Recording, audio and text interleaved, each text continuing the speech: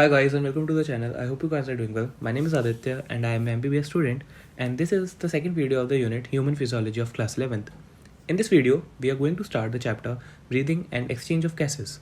If you haven't watched the first video on digestion and absorption yet, the link is in the description. Do check it out. So let's start with the introduction of the chapter. We have studied that food is one of the basic requirements of all living organisms, which provides us with nutrients, and these nutrients after digestion into simpler molecular forms provide us with energy. Simple molecules like glucose, amino acids, fatty acids are broken down inside our cells to release energy and various side products like carbon dioxide. Now, this process in human beings requires oxygen, and the carbon dioxide so formed because of this process has to be removed from the body. So, this process of intake of oxygen and removal of carbon dioxide is performed by our respiratory system, and the process by which the exchange of gases takes place is called breathing. Breathing includes two sub-processes called inspiration and expiration. Inspiration is intake or inhalation of gases, while expiration means to exhale out gases. I would like to clarify one thing here, that breathing is just exchange of oxygen from the environment with the carbon dioxide formed inside the cells, while respiration is the process by which energy is released from simple molecules by their further breakdown inside the cells. Respiration is basically oxidation of food. Sometimes people say that breathing and respiration are same things, but no, they are not the same terms. But yes, we can say that breathing is a part of respiration because it provides us with oxygen, which is necessary for the release of energy. It's already quite clear that different organisms and animals have different respiratory organs, which basically depends on their habitat and level of organization. Various modification of respiratory organs are seen throughout the animal kingdom. For example, sponges, coelentrates, and platyhelminthes uses their entire body surface for exchange of oxygen with carbon dioxide by simple diffusion. Aquatic arthropods and mollusks uses gills for breathing just like fishes. Earthworm and some amphibian like frog and toads use their skin surface for exchange of gases. And higher vertebrates like reptiles, aves, and mammals have vascularized bag called lungs as the organ of respiration. Now let's discuss about respiratory system of humans. Respiratory system of humans consists of a respiratory organ, which in humans are lungs, and respiratory passage that takes air from outside to the respiratory surface of the lung. Let's discuss respiratory passage in detail. This is a general diagram of our respiratory system. The air enters our body through an opening present on the ventral surface of the body called external nostrils. These are two holes which are present above the upper lip. These external nostrils open into the nasal chamber, which are also called nasal cavities. The epithelium which lines the nasal cavity is called respiratory epithelium. This epithelium has many hair-like outgrowth due to the presence of pseudo-stratified ciliated columnar epithelium. Also, there are various mucus-secreting cells in this epithelium lining. The posterior opening of these nasal chambers are called internal nares. The internal nares open in a part of pharynx which is called nasopharynx. Nasopharynx is the portion of pharynx through which only air passes. The air then enters into the larynx. Larynx is also known as sound box or voice box because it helps in the production of sound. It is a cartilaginous structure which is situated on the upper surface of the trachea. The opening through which air enters into larynx from the pharynx is called glottis, which is covered by a cartilaginous flap called epiglottis during swallowing. The larynx is continuous with trachea. Trachea, also known as windpipe, because it conducts the air to the lungs. The trachea extends down till the mid-thoracic cavity and divides into two branches at the level of fifth thoracic vertebra into a right and a left principal bronchi. These principal bronchi then enters the lung and divides continuously in further small branches like secondary bronchi, tertiary bronchi, and bronchioles. Bronchioles are the terminal branches of bronchi. Bronchioles finally divide into a very thin, balloon-like structure known as alveoli. Actually, after crossing bronchioles, air enters into alveolar duct, which opens into a dilated area called atria, through which various bag-like alveoli are attached. These alveoli are the structure where exchange of gases takes place. There are approximately 300 million alveoli in the two lungs combined. This was all about the respiratory passage, which helps in the conduction of air to and fro from the respiratory surface of the lungs. Now, we shall discuss about the respiratory organ in humans, that is, lungs. There are two lungs in humans which are present in a cavity known as thoracic cavity, also known as chest cavity or simply chest. This thoracic cavity is formed anteriorly by the sternum, posteriorly by the vertebral column, laterally by ribs, and inferiorly by a dome-shaped muscular structure known as diaphragm. This diaphragm actually separates the thoracic cavity from the abdominal cavity, and also note that it is the principal muscle of respiration. Now, the lungs are covered by a double layered structure or membrane called the pleura. Pleura is double layered. The outer layer is called parietal pleura, which basically lines the internal surface of the thoracic cavity, and the inner layer is called the visceral pleura, which lines the outer surface of the lungs. There is a space present between these two layers of pleura, which is known as pleural cavity. This cavity consists of a thin film of liquid known as pleural fluid. Pleural fluid helps in lubrication and reduces friction between these two pleural layers when they move against each other during respiration. Now, both the lungs are not equal in size and weight. Our right lung is heavier than our left lung. Also, our right lung is slightly shorter in length than the left lung because of the presence of huge liver on the right side below the diaphragm. But on the other hand, our left lung is lighter, longer in length, and narrower than the right lung. The left lung has cardiac notch on its anterior border, which is occupied by our asymmetrically placed heart. Cardiac notch is just a cavity in which our heart is present, which lies on the anterior border of left lung. Also, our left lung is divided into two lobes by an oblique fissure, namely left superior and left inferior lobe. A fissure is basically a deep dividing membrane. Similarly, our right lung is also divided into three lobes by a horizontal and an oblique fissure into right superior, right middle, and right inferior lobes. These lobes are further divided into segments, and these segments are in turn divided into lobules. There are roughly 8 lobules in the left lung and 10 lobules in the right lung. You guys may have seen in some ads that a doctor squeezes black colored lungs from which some black fluid comes out. We are not born with that kind of lungs actually. During birth and even in children, the color of lung is pink, but later it changes into black-brown due to deposition of carbon, especially in those who smokes and the people who lives in a polluted surrounding. So, don't smoke until your favorite color is black and you want everything in your life to be black along with your future. Now, as I have told earlier that our respiratory system consists of a respiratory organ and a respiratory passage. Now, this respiratory passage is further made up of two parts, namely conducting part and exchange or respiratory part. We need to understand that the exchange of gases does not occur throughout the respiratory tract. In fact, exchange of gases only occur in a limited part of this tract known as exchange or respiratory tract, which consists of alveolar ducts, atria, alveolar sac, and alveoli. Rest of the whole respiratory tract helps in the conduction of air to and fro from this exchange or respiratory part. Now, we shall look at the steps which are involved in the respiration, as respiration is a complex process which is carried out in a number of steps. The first step is breathing. A continuous supply of oxygen is required to carry out the processes of respiration. Also, the carbon dioxide formed as a result of respiration has to be continuously removed from the body. All of these processes is carried out by breathing, in which exchange of oxygen and carbon dioxide occurs between body and environment. Breathing is also known as pulmonary ventilation. Now, after inhalation of oxygen, its diffusion across the respiratory membrane takes place. Respiratory membrane is a multilayered membrane formed by three different layers, namely alveolar epithelium, basement membrane of the alveolar epithelium, and capillary wall. Similarly, diffusion of carbon dioxide also takes place from the capillary to the alveoli, which is removed out of the body by nostrils. The third step is the transport of gases to various tissues and cells of the body.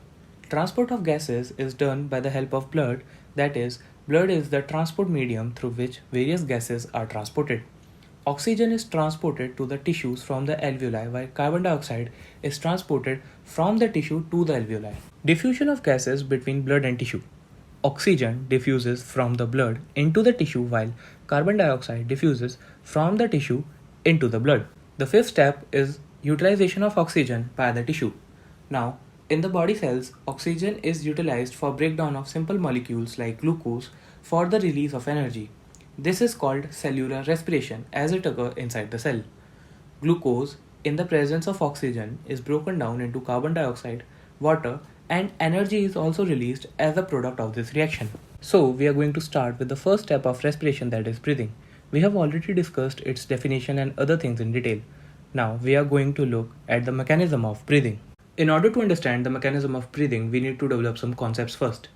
Now, we need to understand that breathing involves two stages or processes, namely inspiration, in which the atmospheric air is drawn into the lungs, and expiration, in which the air present in the lungs is expelled out of the lungs. You may have studied that air moves from a region of high pressure to a region of low pressure in order to establish an equilibrium.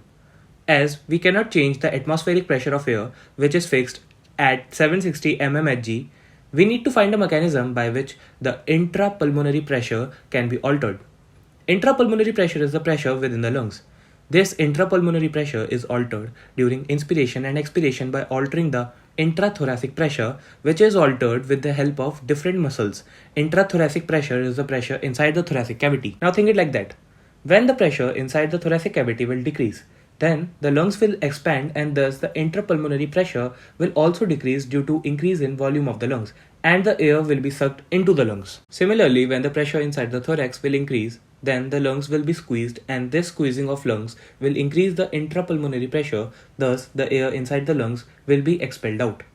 The muscles which helps in altering intrathoracic and intrapulmonary pressure are diaphragm, which forms the inferior boundary of the thoracic cavity, and the external and internal intercostal muscles that are present between the ribs. It is necessary that the intrapulmonary pressure decreases in order to inspire, because without a pressure gradient, air will not start to flow. This pressure gradient is created by increasing the intrapulmonary volume, which is accomplished by increasing the intrathoracic volume. Now, we need to remember one important point, that the direction of flow of a gas is dependent on the pressure difference between two systems. Gases always flows from a region of high pressure to a region of low pressure. Another point to remember is that the pressure of a gas is inversely proportional to the volume occupied by it. So, in order to reduce the intrapulmonary pressure so that the air starts to flow inside our lungs from atmosphere, we need to increase the intrapulmonary volume. This is accomplished with the help of various muscles, namely diaphragm, which forms the inferior boundary of the thoracic cavity, and intercostal muscles. There are two different types of intercostal muscles called internal intercostal and external intercostal, present between the ribs. However, during inspiration, only external intercostal muscles helps in the process. Now, we need to understand role of each of these muscles in inspiration. Diaphragm is a dome-shaped muscle on which both the lungs rest. When the diaphragm contracts, it flattens its dome inferiorly and increases vertical diameter of the thoracic cavity. This increased thoracic volume results in increased intrapulmonary volume. This increased intrapulmonary volume results in decreased intrapulmonary pressure. External intercostal muscles are present between the ribs on the external side and helps in inspiration. The contraction of these external intercostal muscles lifts the sternum and ribs upwards and outwards, hence increases the intrathoracic volume and decreases the intrapulmonary pressure. The contraction of both these muscles helps in inspiration by increasing the intrathoracic volume and decreasing the intrapulmonary pressure. In order to increase the pulmonary pressure so that air starts flowing from the lungs to the atmosphere, we need to decrease the intrapulmonary volume. This is accomplished by the relaxation of the diaphragm and external intercostal muscles, which contracted during inspiration. The relaxation of these muscles decreases the intrathoracic volume and increases the intrapulmonary volume. Now, if we want to perform forceful expiration in which air is released rapidly and forcefully by the lungs, the internal intercostal and abdominal muscle plays major role in this process. Internal intercostal muscles are present between the ribs behind the external intercostal muscles. The contraction of these intercostal muscles decreases the intrathoracic volume, hence increases the intrapulmonary pressure and causes expiration. The anterior abdominal muscles also helps in forceful expiration of air from the lungs. The contraction of these muscles increases the intra-abdominal pressure, which pushes the diaphragm upward and hence reduces the intrathoracic volume and increases the intrapulmonary pressure, causing expiration. Now, when we inspire, we intake some air from the environment. Actually, there is a normal range of air which a healthy person will inspire. If someone inspire more or less from that range, that would be an indicator of an abnormality or disease. So, it is very important for us to study various type of pulmonary volumes and capacities in order to diagnose various type of respiratory diseases. There is a device known as pyrometer which is used to measure various lung volumes.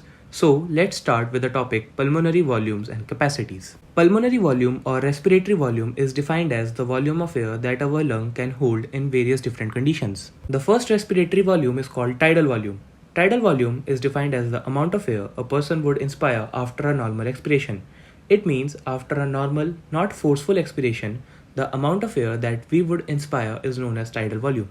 You can also look this the other way, that the amount of air a person would expire after normal inspiration, that is the amount of air that is expired by a person after normal inspiration. It basically represents the amount of air a person inspires or expires during normal breathing. It is approximately 500 milliliter in a healthy individual. It means that a healthy individual inspires about 6000 to 8000 of milliliter of air per minute. This is the range of a healthy individual. A person having any kind of respiratory disorder will have some altered value than this. The second type of respiratory volume is called inspiratory reserve volume. As the name suggests, it is the amount of air a person can further inspire after a normal tidal inspiration. Now try to understand clearly once again. After performing a normal inspiration, the amount of air that a person can further inspire forcefully is called inspiratory reserve volume. It is in the range of about 2500 to 3000 milliliter. The third respiratory volume is just opposite of the IRV and is called the expiratory reserve volume. ERV is defined as the amount of air that a person can expire after a normal tidal expiration. It means ERV is the volume of air that can be expired forcefully by a person after performing a normal expiration. It is about 1000 to 1100 milliliter in volume. Fourth and the last respiratory volume is called residual volume. Now let's just try and understand one thing here. When someone performs forceful expiration, even after forceful expiration, some amount of air is always present in the lungs to prevent collapsing of the lungs. If there will be no air in the lungs, then our lungs will collapse completely. So, to prevent this, even after forceful expiration, some amount of air is always present in the lungs. Residual volume is defined as the volume of air which is left in the lungs even after performing forceful expiration. It is about 1100 to 1200 milliliter. Till now we have studied about the respiratory volumes. Now we will learn about pulmonary or respiratory capacities. Pulmonary or respiratory capacity are just combination of these above pulmonary volumes. They are just simply addition of two or more respiratory volumes. The first respiratory capacity is the inspiratory capacity. Inspiratory capacity is defined as the total amount of air that a person can inspire after a normal tidal expiration. It means once after performing normal expiration, the total amount of air, meaning tidal volume and inspiratory reserve volume that a person can inspire, is known as inspiratory capacity. So, inspiratory capacity is equal to tidal volume plus inspiratory reserve volume. The second respiratory capacity is the expiratory capacity. Expiratory capacity is just opposite of the inspiratory capacity. It is defined as the amount of air a person can expire after a normal tidal inspiration. It means that once after performing a normal tidal inspiration, the total amount of air including tidal volume and expiratory reserve volume that a person can expire is known as expiratory capacity. So, expiratory capacity is equal to tidal volume plus expiratory reserve volume. The third respiratory capacity is called the functional residual volume. Functional residual volume is defined as the volume of air that remains in the lung after performing normal tidal expiration. It means after a normal tidal expiration, the amount of air that is still present in the lungs is known as functional residual volume. We have already studied that after a normal tidal expiration, a person can still expire forcefully, that is known as expiratory reserve volume, so that is included in the FRV along with the residual volume because it is the air that never leaves the lung. So, FRV is equals to expiratory reserve volume plus residual volume. Now, the fourth respiratory capacity is the vital capacity. Vital capacity is defined as the maximum amount of air that a person can expire after a forceful inspiration, or it is the maximum amount of air that a person can inspire after a forceful expiration. Therefore, vital capacity is equals to expiratory reserve volume plus tidal volume plus inspiratory reserve volume. The fifth and the last respiratory capacity is known as the total lung capacity. It is defined as the total amount of air present in the lungs after a forceful maximum inspiration. So, total lung capacity is equals to inspiratory reserve volume plus tidal volume plus expiratory reserve volume and residual volume. So guys, this was all about this video. We will study the rest of the chapter in the next video, in which we will study about the rest of the steps of respiration and various respiratory disorders. The notes are in the end. Make sure you either copy them or screenshot and later print them for your own benefits. What I want you guys to do is to just try and understand and remember the notes and read only and only one book, that is NCERT. This is the only book which is required to clear NEET exam, and the notes that I provide you will act as supporting actors in this journey. Now, if you guys like this video, do give it a thumbs up and make sure you subscribe to the channel so that you won't miss any video. See you guys in the next video. Till then, bye bye.